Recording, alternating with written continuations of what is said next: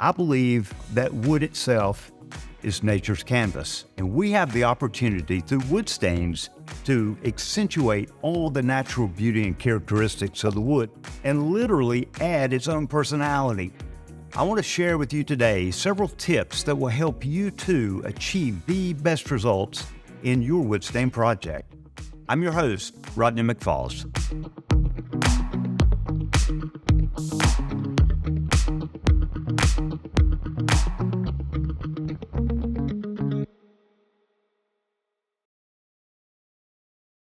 You know, we have a lot of great fun here in the workshop working on some amazing projects, and sometimes I have my good friend Hovie Nestor to come by and help with the projects.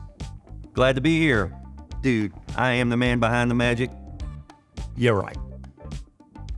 What we have found over many years of finishing Hovie is surface preparation is key. It's very easy, it's very simple, but it's absolutely important to get the best results. That's right, because it's the foundation that you're building the rest of the finish on. So we've got all the supplies ready. I suggest we get to work. Let's go.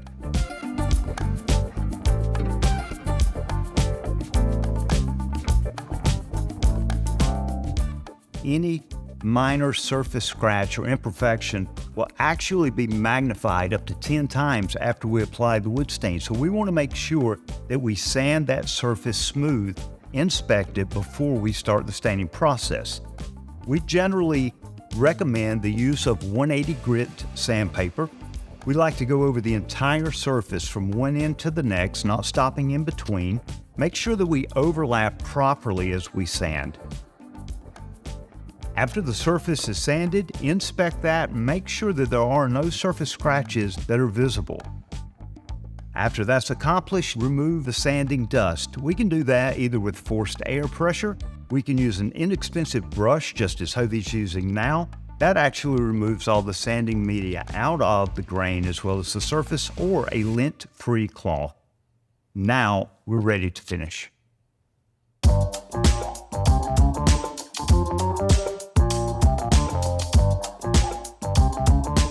So as we prepare to stain the wood, we want to make sure that we give our wood stain a quick shake, just to make sure that we're pulling all the pigment off the bottom.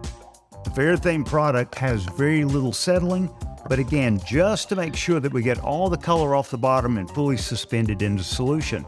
We'll open up the can after a quick shake, stick in a stir stick, just twirl it around a couple times just to make sure that we've pulled all that pigment off the bottom, check it, and if everything looks well, we're ready to stain. Today, we're going to be using the premium fast dry wood stain, I believe dark walnut. Yes, it is dark walnut. We're able to achieve the color in one coat, and you know what? It dries 3 times faster than traditional oil stains. So to prepare for this project, we've agitated our product. We want to dip the rag in and apply the stain liberally. We want to make sure that we get all that pigment into the grain and all the crevices. Now, what we traditionally love to do is wipe in a circular motion, just again to make sure that we're pushing that pigment into all the grain and leaving no voids. Always follow up by wiping in the direction of the grain.